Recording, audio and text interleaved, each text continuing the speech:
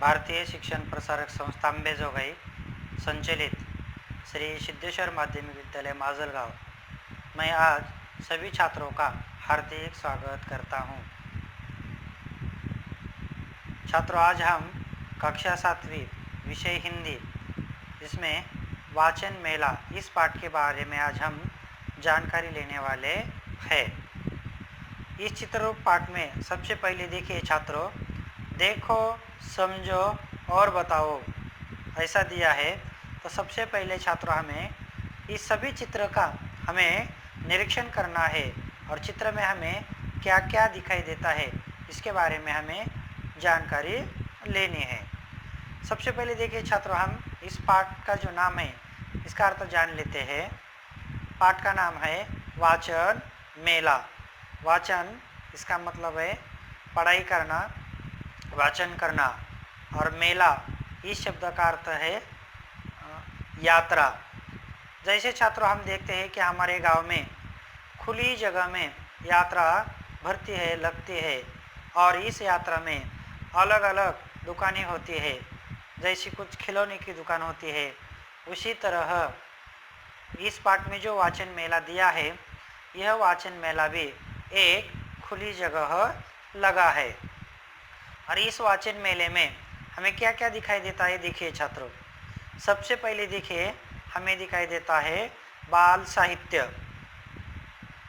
बाल साहित्य में देखिए छात्रों, बाल साहित्य केवल छोटे बच्चों को पढ़ने के लिए साहित्य होता है, किताबें होती है।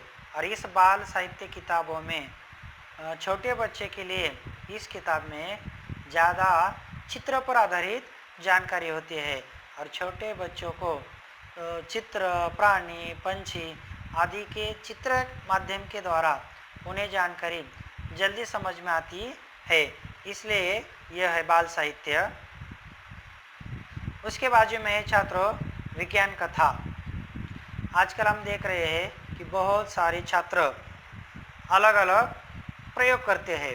हम भी हर दिन सुबह से लेकर शाम तक छोटे छोटे प्रयोग करते रहते हैं, लेकिन अच्छी प्रयोग करने के लिए हमें जानकारी केवल विज्ञान की पुस्तक से मिलती रहती है। अलग अलग वैज्ञानिकों की जानकारी भी हमें विज्ञान कथा की किताब में मिलती रहती है। उसके नीचे देखिए छात्रों, बाल साहित्य के नीचे दिया है ई बुक्स। ई बुक्स देखिए छात्रों क्या होता है। आजकल हम देख रहे हैं कि इंटरनेट के माध्यम से हम ई बुक्स प्राप्त कर सकते हैं। जैसे कोई भी हमें किताब हो तो वह अलग अलग, यानी कि बाल भारती की जो वेबसाइट है इस पर जाने के बाद हमें हर कक्षा की किताब हमें PDF के स्वरूप में मिलती रहती है। तो इसे कहते हैं ई बुक्स। और ई बुक्स पढ़ने के लिए हमें केवल डिजिटल साधनों का उपयोग करना पड़ता है, जैसे मोबाइल है, लैपटॉप है, कंप्यूटर है। इसके माध्यम से हम ई बुक्स पढ़ सकते हैं। इसके बाजू में है ऑडियो बुक। ऑडियो बुक क्या होता है छात्रों कि ऑडियो बुक भी हमें इंटरनेट के माध्यम से ही मिलती रहती है।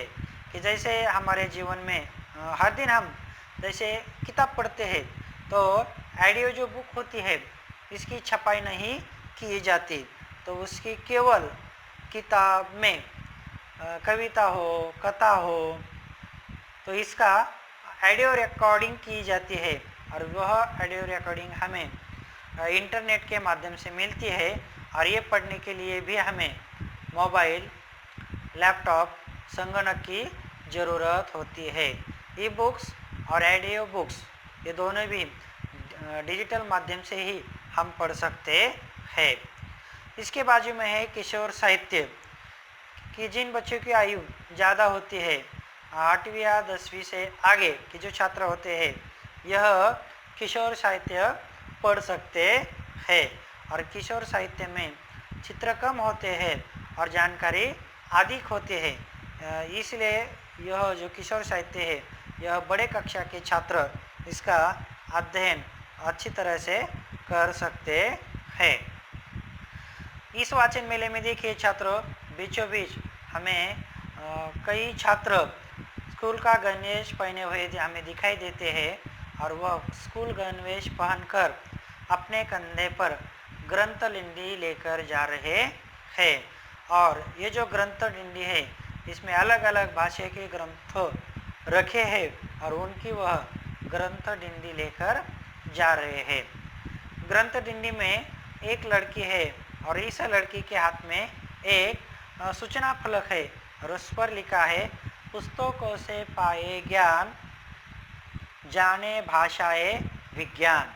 इसका अर्थ है छात्रों कि हमें पुस्तकों से ज्ञान मिलता है और इतना ही नहीं तो हम अलग अलग भाषा की पुस्तक पढ़कर हम हमारा ज्ञान बढ़ा सकते हैं। ग्रंथ डिंडी के बाजू में नीचे देखिए 2 पंक्ति लिखी है।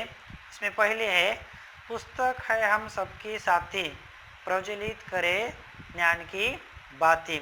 इसका अर्थ है छात्रों कि हमारे जीवन में जैसे मित्र या सहेली की हमें ज़रूरत पड़ती है उसी तरह किताब भी हमारे सबसे अच्छी दोस्त और सहेली है। और इतना ही नहीं तो यह पुस्तक जो हमारा दोस्त है, सहेली है, तो यह क्या करती है कि हमारा ज्ञान बढ़ाने का कार्य करती है। कि जिस तरह अंधेरे घर में दिया जलाने के बाद वह दिया प्रकाश देने का कार्य करता है, उसी तरह किताब पढ़ने के बाद हमारे जीवन में ज्ञान रूपी प्रकाश बढ़ सकता है। इसलिए हमें किताब पढ़ना ज़रूरी है।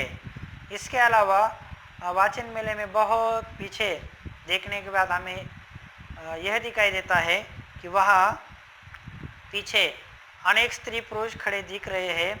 वहाँ शायद वयस्क लोग हैं, वहाँ वयस्क साहित्य रखा होगा, इसलिए वहाँ सारे वयस्क और बुजुर्ग लोग हमें दिखाई दे रहे हैं।